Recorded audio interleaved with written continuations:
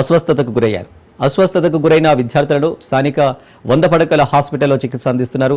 కలుషిత నీరు తాగడం వల్లే పిల్లలు అస్వస్థతకు గురైనట్లుగా డాక్టర్లు తెలిపారు. ఈ ప్రభుత్వ హాస్టల్లో ఫుడ్ పాయిజన్ కావడం ఇది రెండోసారి. అసలు ప్రభుత్వ హాస్టల్లో పనిచేసిన సిబ్బంది కానీ అక్కడ పనిచేసిన ఉపాధ్యాయులు కానీ వీటిని పట్టించుకోవడం లేదు. విద్యార్థుల తల్లిదండ్రులు ప్రభుత్వ హాస్టల్లో మంచిగా రుచికరమైన భోజనం అందిస్తారనే నమ్మకంతో తమ పిల్లల్ని ఇక్కడికి పంపిస్తే ఎందుకు ఇలా నిర్లక్ష్యంగా వ్యవహరిస్తున్నారని తల్లిదండ్రులు ప్రశ్నిస్తున్నారు. అయితే ప్రిన్సిపల్ మీద కోపంతో సైన్స్ టీచర్ మంచినీళ్ల ట్యాంకులో పురుగుల మందు కలపడంతో ఈ ఘటన చోటు చేసుకుంది.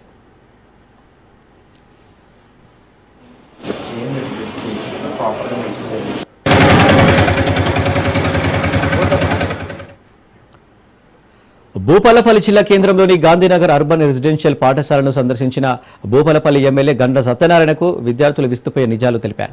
పాఠశాలకు చెందిన ఉపాధ్యాయుడు నీటిలో మోనో మందు కలపడంతో ఆ నీరు తాగి అస్వస్థతకు గురయ్యారని ఎమ్మెల్యేకు విద్యార్థులు తెలిపారు. అయితే గత కొన్ని రోజులుగా తమను నానా రకాలుగా ఉపాధ్యాయులు ఇబ్బందులకు గురి చేస్తున్నారని ఎమ్మెల్యే దృష్టికి తీసుకెళ్లారు.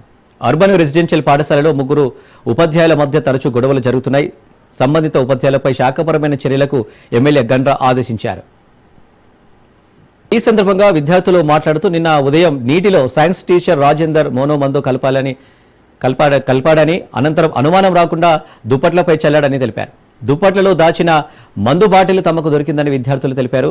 ఈ విషయం ఎవరికైనా చెబితే కొడతానని హెచ్చరించారని, ఈ నేపథ్యంలో ఎవరికీ అనుమానం రాకుండా అస్వస్థతకు గురైన విద్యార్థులతోనే టీచర్ కూడా హాస్పిటల్లో చేరి చికిత్స పొందుతున్నాడని విద్యార్థులు తెలిపారు.